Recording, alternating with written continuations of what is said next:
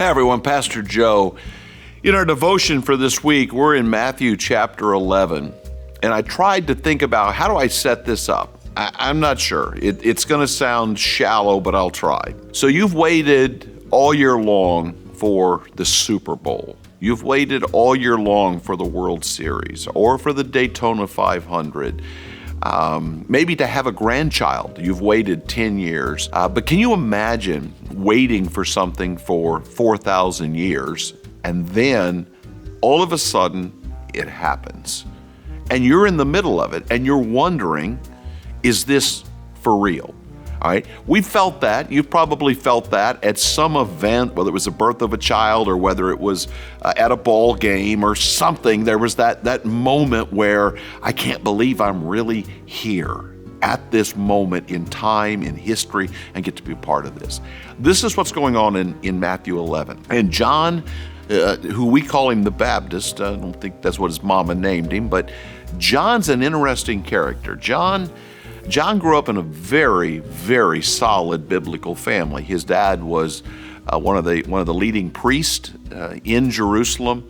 And honestly, things had gotten so corrupt in the priesthood and in Judaism as a whole, they all left town and they all moved out into the desert. And John becomes a part of a group called the Essenes, Essenes.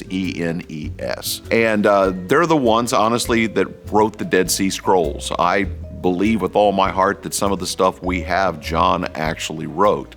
But John is the forerunner. Remember, he's the one, he baptizes Jesus. He's eyewitness to a lot of this stuff. But even John can't believe how great this is. And John asked the question, I wrote it this way, you the one? Are you really the one we've been waiting for? Listen to this passage. This is Matthew 11.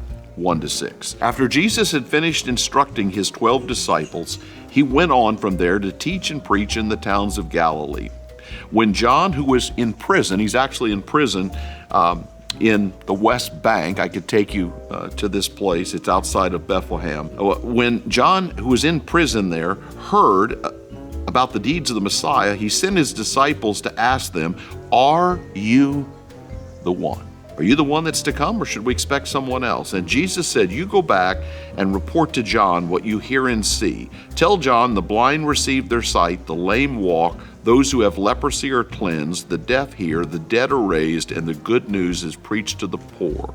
Blessed is anyone who does not stumble on account of me. So John, even though he's in the middle of this, he's like, are you really the one? And maybe you're asking that question, can it really be me now? Am I the one in the middle of a miracle of transformation? God's leading me to accept Jesus, or I have been saved, or now God's using me to teach or to be at this mission project, or whatever it is. I think it's a good question to ask. Jesus, are you the one? And Jesus said, oh yeah, let me tell you what I'm doing. You go back and you tell John, this, and this. So John had no doubt that Jesus himself was the long-awaited Messiah. You give that some thought.